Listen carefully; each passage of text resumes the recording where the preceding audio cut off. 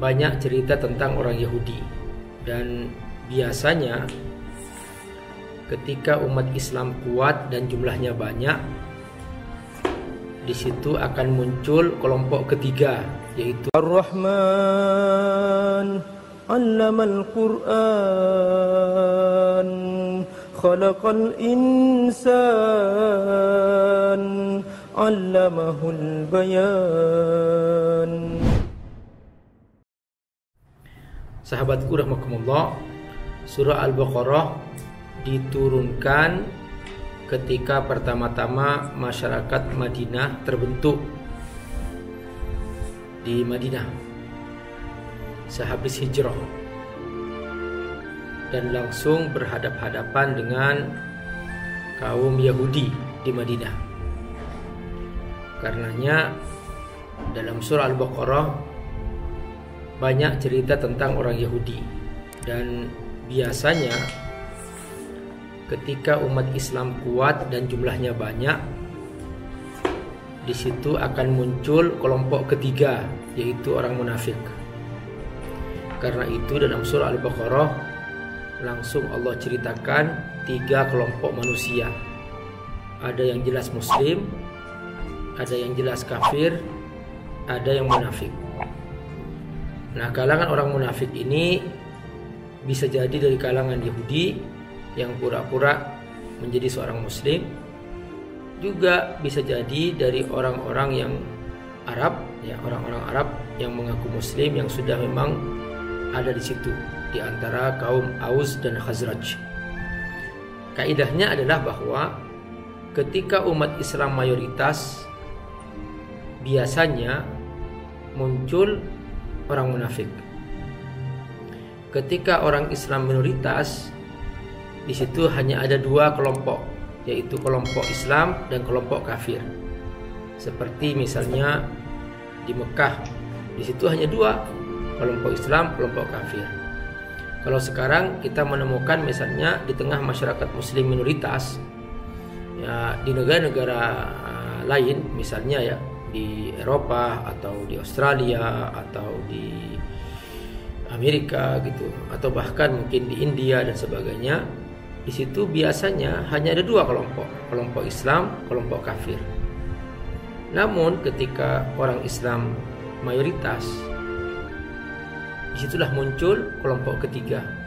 Dia nampak seperti orang Islam, tapi dia memusuhi orang Islam. Bahkan dia mempersulit orang Islam. Secara zahir dia sholat, dia puasa, tapi sikap-sikapnya mengadu domba antara orang Islam, memecah belah orang Islam, membunuh orang Islam dan sebagainya. Nah, ini sudah terjadi sejak dulu. Oleh karena itu, ketika orang Islam pertama-tama hijrah ke Madinah, langsung Allah turunkan surah Al-Baqarah untuk membimbing umat Islam pertama yang terbentuk ketika itu, dan mereka langsung diajarkan oleh Allah petanya bahwa di sini kamu akan berhadapan dengan 3 kelompok. Yang pertama adalah al-muttaqun, hudan lil muttaqin. Yang kedua adalah al-kafirun, innal ladzina kafaru.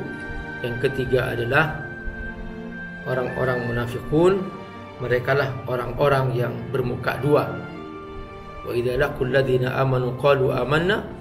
Begitu ketemu orang Islam, dia berkata saya muslim. Wa idza khalau ila syayatinihim qalu inna ma'akum innama nahnu mustahzi'un. Tapi ketika dia berkumpul dengan teman-teman mereka, mereka mengatakan kami hanya memperolok-olok orang Islam. Nah, teman-teman rahimakumullah, ketika kita belajar surah Al-Baqarah, kita akan bertemu dengan ini, cerita-cerita ini, cerita tentang orang Yahudi. Dan sebagaimana kita telah pelajari bahwa surah Al-Baqarah intinya adalah membangun kepemimpinan, bahwa seorang muslim harus punya mindset pertama-tama bahwa dia dipersiapkan oleh Allah Subhanahu wa ta'ala untuk memimpin di muka bumi. Inni ja'ilun fil ardi khalifah.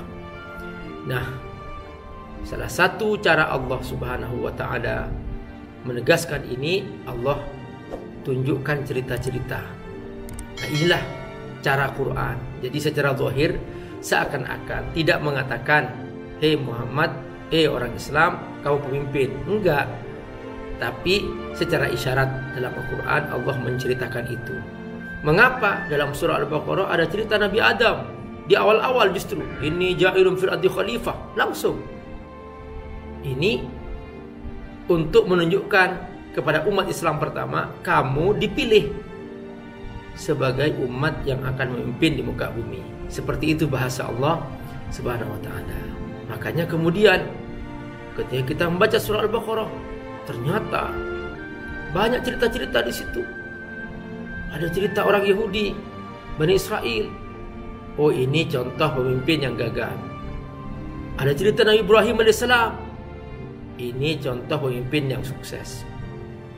Ada cerita Talut. Ini contoh pemimpin yang sukses di kalangan Bani Israel.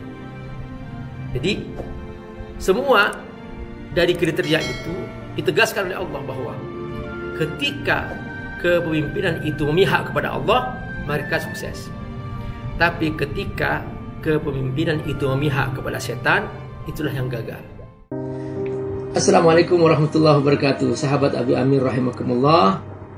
Di pesantren Abi Amir, pesantren FAT, ada sejumlah santri yang berdatangan dari berbagai belahan negeri, dari Papua, dari Alor, NTT, ya, dari Sulawesi, dan banyak sekali dari Sumatera. Mereka menghafal Quran dan mereka belajar ilmu syariah.